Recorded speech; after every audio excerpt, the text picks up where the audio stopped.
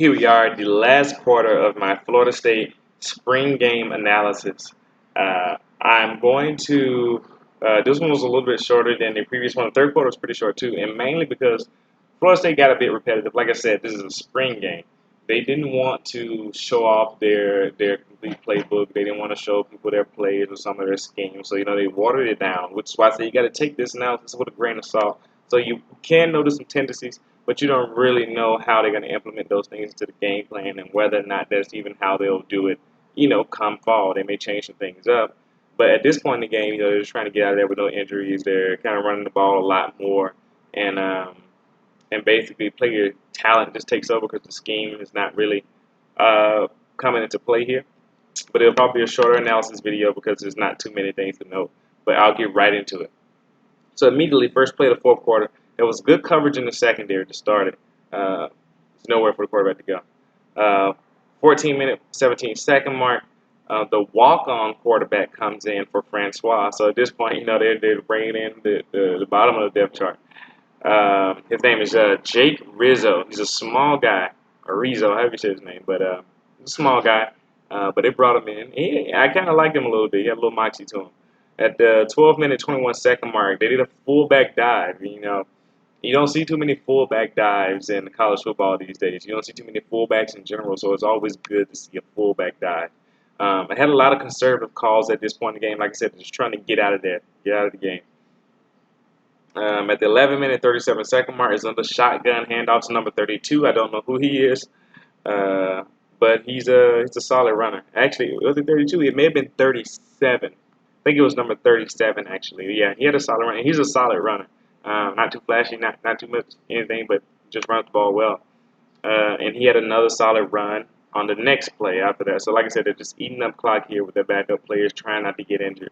The 8-minute, 40-second mark, Rizzo, he had the right idea for taking on the one-on-one coverage. So he saw that he had man-to-man coverage with his receiver, and it was just one-on-one.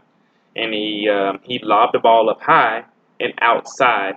Problem is, he just had too much arm strength on that play. He put a little bit too much into it. So, that's something that you learn from more deep passes you throw from getting game experience. So, it's obvious to tell that he hasn't been playing in a lot of games with him being a walk-on and whatnot. In the next play, actually, he did the same exact thing. That's how I know it kind of just wasn't a one-time mistake. I think he just needs to work on his placement. He's showing that he has the arm strength and he has an idea of where to go with the ball, meaning that his quarterback coaches are doing a great job. So, Florida State has some good coaches. Pretty solid. I can commend them for that. They're doing a great job of coaching their quarterbacks, as I can see, or so it was seen. Either that or they're just recruiting all really, really smart quarterbacks. But he did the same thing. He lobbed it up high, he put it to the outside, but it's just too much arm strength. And if he could rein in his touch a little bit, he probably would be competing for maybe a backup quarterback spot or higher up on the depth chart. And so, yeah, it would be much better if he could rein in his touch and work on it a little bit more. Problem, though, is that on this play, the backup receivers are in as well. And his receivers are a bit slow on this play, so that's probably one of the reasons why he wasn't able to complete this pass. If he had fast guys, he probably could have possibly completed this pass, but who knows. The 6-minute, 55-second mark, I don't know how Costantino fit the ball in between the zone to the tight end number 88. From the perspective on the field they showed us of the camera, it looked like it was covered up. But I'm assuming that he had more room, obviously, to make the throw. But from the way it looked on the camera screen, it's like there's no way he can get that ball in there. And he did. Showed off some good arm strength there. 6-minute, 33-second mark. So if you're going to see that play, go check it out. At the 6-minute, 33-second mark, there's two guys in the area, and there's no catch, and there was no defender. That's all I got to say about that play. Two receivers, no catch. Ball's too far out anyway, but still no catch. At the 5-minute, 3-second mark, there was a good catch by Naquan Murray, who we'll probably be hearing a lot about in the upcoming months. Alabama fans probably get used to that name. I think he'll probably in the slot, maybe on the other, maybe the other outside receiver spot. Who knows? He's a small guy though. They have a small receiver here, but he's pretty talented. He played a good bit last year. His numbers, he's number 8, so look out for that. He jumped up for the ball, so good play by Naquan Murray. The 3-minute, 23-second mark, an amazing display of power by, I believe his name is Patrick Rand. No, oh, it's about Patrick, by Patrick. Oh, not Patrick Rand. I just capitalized Rand by mistake. So, no, by Jacques Patrick. So they put Jacques Patrick back in the game, and it's an amazing display of power by Patrick, by Jacques Patrick, um, as he ran around the edge. Because when he ran around the edge here, he lowered his shoulder and he drove the defender back 6 to 8 yards for the first down. And it may have been even more from the play, but he showed off, why they want to use him, early in the game, kind of give him a few carries like Bo Scarborough, like hammering away the defense. He's that type of runner. He showed why. He just moved that defender back. So I was really impressed with that type of play, that type of power that he showed. So yeah, Dr. Patrick on that run. If you want to see it, it's a 3-minute, 23-second mark of the fourth quarter. Go check it out. Let's see what's on the next play here. On the next play, Francois had great protection.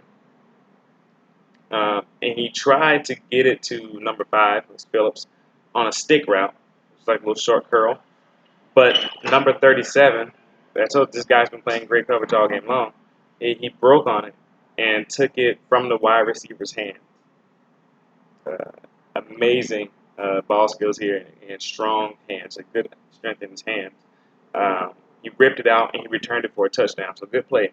Good play by number 37. Excellent game by him overall. Secondary is looking good. 2-minute, 45-second mark. It was holding on the left tackle. Well, it was holding, but it was missed. They didn't call it. So if you go look at that play, they didn't call it, and they let the offense kind of get away with it.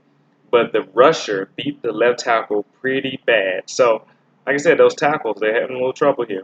They called interference on the DB, though, on Garnett, I believe. But that's his name. Yeah, Garnett. At the 1-minute, 49-second mark, was that receiver? Who knows? I think I was meant, not Garnett. I was probably on the Garnett team, which is the offensive team at the time. Either way, whatever. It may have been defense. I think the Garnett team was a defense. It doesn't matter. Either way, they missed the holding call. The 1-minute, 49-second mark is an excellent throw by Francois. He threw down the right sideline. It was right on target for number 5 for Phillips. Problem was Phillips slowed down a bit, and he wasn't able to get to the ball. If he had just kept running, he would have ran him right under it and possibly could have got a touchdown. So great play by Francois. I really like what I see from the kid. Number 37, again, was right there on him. So even if he had been able to run full speed, who knows, number 37 might have been able to break it up. And a good thing about this play is what I was impressed with Francois is that this may have been his second or third read as well. So he wasn't just like locked down on going down the sideline. He took his time and looked for this play. So good job by Francois. 0 minutes here, 52 seconds left in the game. Costantino, he would have been sacked in a real game at this point, but they just kind of let it go. So offensive line, like I said, it's a little leaky. Next play, Brian Burns. You remember him from my earlier analysis, number 99. He abused left tackle number 74. Abused him. He controlled him and got the QB. Like, held him up and got to the quarterback when he wanted to. So, left tackle, step your game up. 0 minute, 35-second mark. Derwin James beat left tackle number, is it 79? 74 again? Maybe 79, I can't remember. I think it's 79. With the power move. 6'3", 211-pound Derwin James beat the left tackle with a power move. He ran into him and pushed him back. I don't understand where they get these guys from. The next play, the rushers let up a bit, and Francois was able to complete the ball. But in the real game, the throw was probably effective. Probably got a hand on the arm, and ball fluttered, maybe an interception. So, example, these offensive linemen may have been in a bit of a trouble here. Last thing I'm noting is that the 12-second mark, one of the last few plays of the game. Let's see. I think Francois would have taken a hit, in an actual game on this play, but they let him play again, and he delivered a nice low and outside throw to give his receiver a chance to catch the ball, but not the defender. So the reason why you want to throw that ball low and outside was that if you throw it high, the ball stays in the air longer, giving the defender more time to get to the ball. And the reason why you're going to throw it outside is so that it's outside of the receiver's reach where his hands can get to the ball. So he threw it low, so the ball is not in the air a long time, and outside. So his receiver's the only one who can possibly catch the ball. And that was a great play, good, smart, heady play by the quarterback there. So good job. Like I said, I think the quarterback coaches are doing a good job over there at Florida State. The thing about throwing low and outside, though, is that you can't let the receiver advance up the field. But that's something you sacrifice so that you can minimize mistakes. So he doesn't seem like he wants to make a lot of mistakes. He seems to be a smart quarterback, which is why he only threw 7 interceptions last year, we'll see. But who's to say? I may have to watch more Florida State games from last year. Let me know if you want me to do that. Let me know if you got some more plays from this game that you saw that you want me to check out or that you just wanted to comment on. I appreciate everybody who watches. See you next time. Peace.